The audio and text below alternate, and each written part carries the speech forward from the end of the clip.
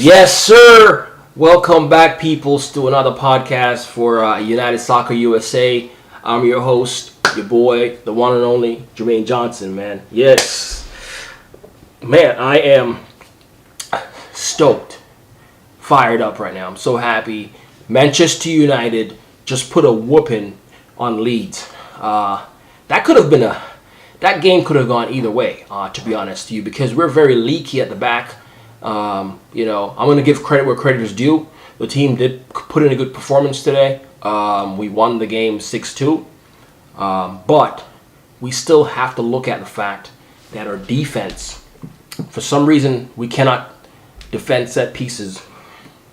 And for some reason, we cannot defend corner kicks, right? We have a problem. When the ball is in the air, coming at the defenders, we have a zonal marking system that we implement in Manchester United. And so that's what we do. We zonal mark. And because of that, a lot of these players seem to be marking each other. You know, they're standing next to each other. Like Maguire, he got a lot of stick. A lot of blame always falls on his shoulders. But it's not just him. It's the rest of the players that should be getting those headers. And Wan-Bissaka also, every time the ball is on the opposite side from his wing, if he's on the opposite wing and the ball is crossed in, he seems to always get sucked into Lindelof and he leaves his man open. So that needs to be looked at. They have to look at film and fix that. Okay?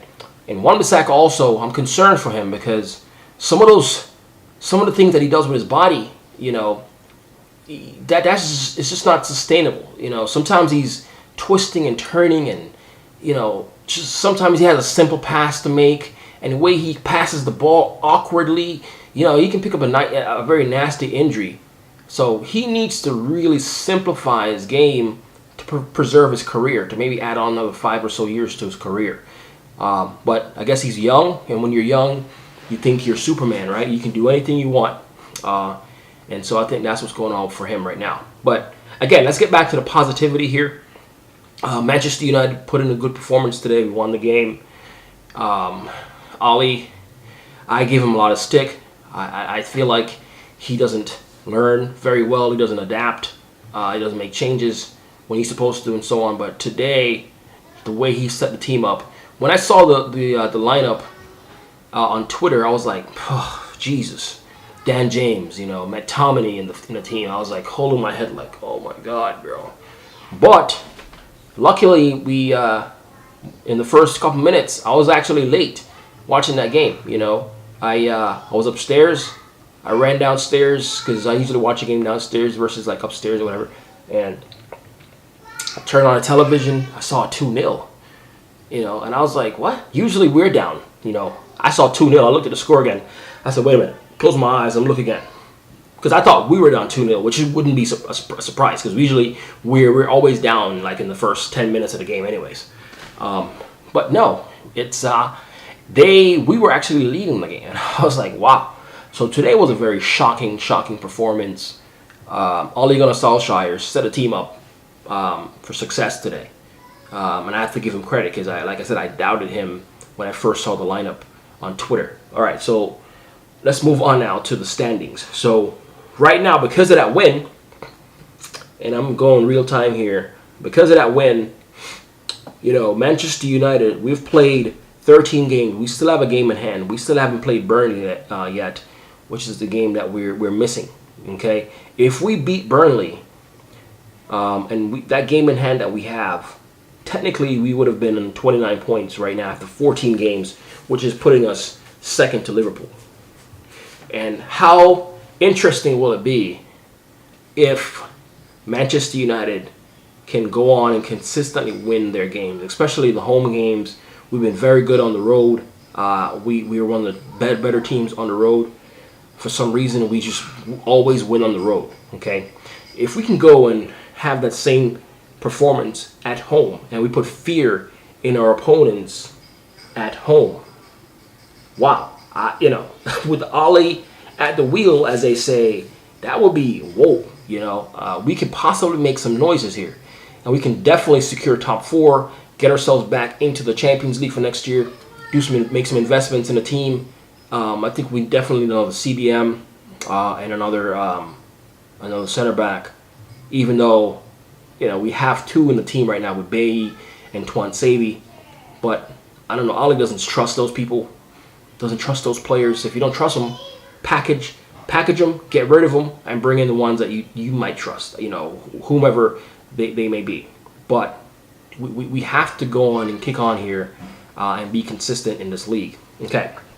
So, looking at the fixtures for us here. So, we have Leicester coming up as far as in the league. We're playing them on Saturday, which is the day after Christmas. Okay, I hope you guys have a nice Christmas with your family. Hope you guys unwrap the gifts and make your kids and make your family happy, which is what I intend to do. Then we have Aston Villa on January 1st. And there's like a big gap here. Hold on. Let's see. Okay, so the next game we play in the league, is Leicester. But we have a cup game coming up. It's the EFL Cup. We have Leicester coming up on the 23rd. Then we have, on the 29th, we have Wolves, which Wolves, they've not been the same. So I'm seeing us winning that game. Last season, Wolves was a much, much better team. This season, they're missing something. I don't know what it is, but they're not the same team anymore. So, I don't know. But they're like a mid-table team now for some reason. I think, last year when they had the Europa League and they're playing in Europe, and it was exposing a lot of the players to the European fans out there and the world, really. They were out there in the spotlight. They were playing better, but then they missed out on the Europa League this season because of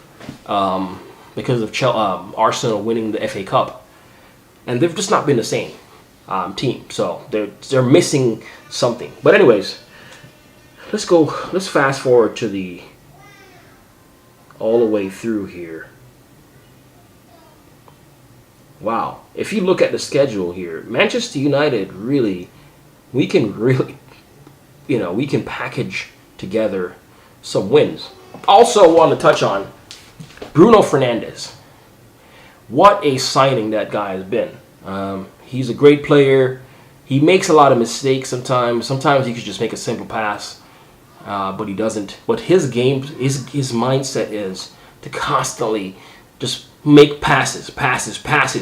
He's a kind of guy who's cracking the glass. He's just hitting the glass with a hammer until he get a crack. And that's what he does. He breaks down the teams. Because I remember before we signed Bruno Fernandes, our issue was we could not break teams down. If a team sat back on us, just no way we're going to break them down.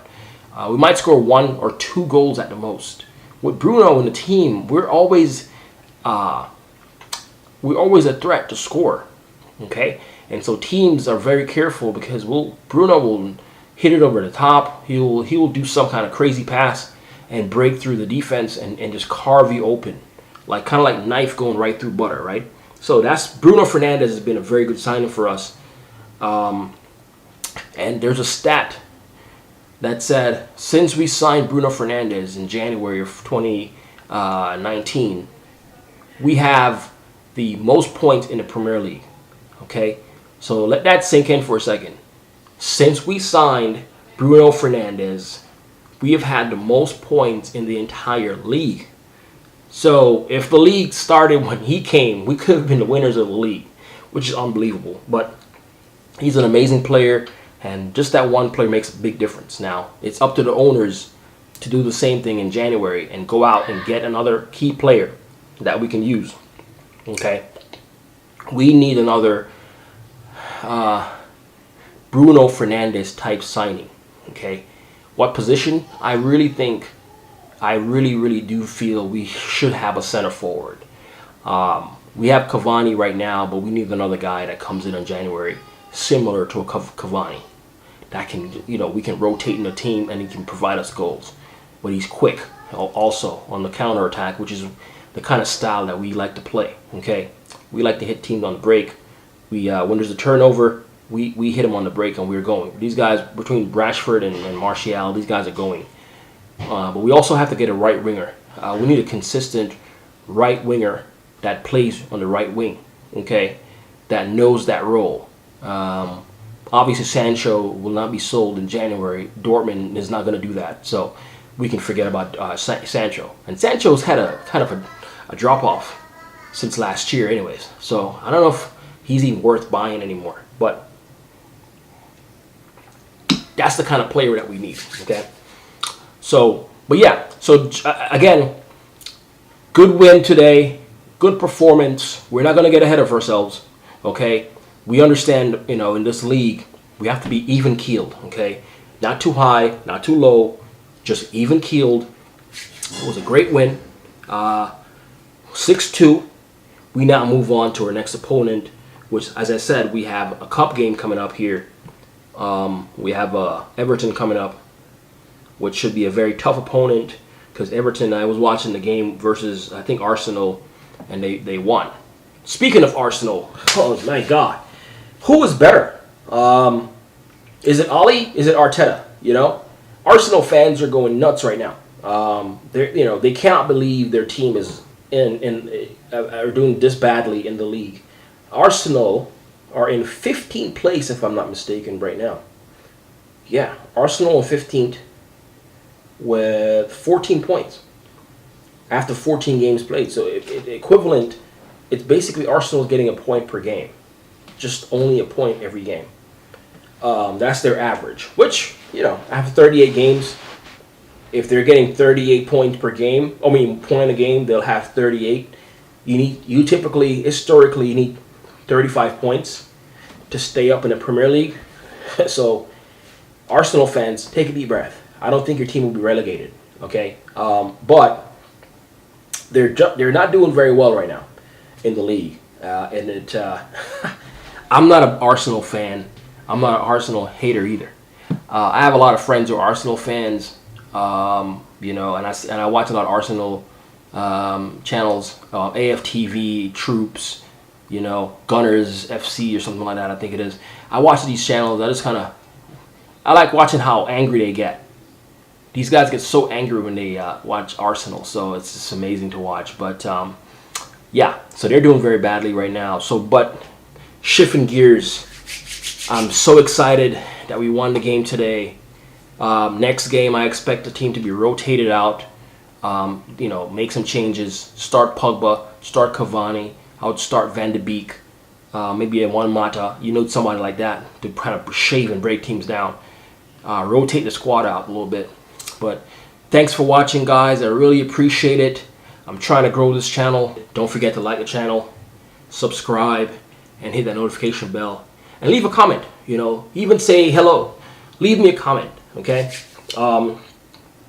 So, yeah, that's it, man. I appreciate you guys, okay? So, it's Jermaine Johnson. I'm off here. United Soccer USA.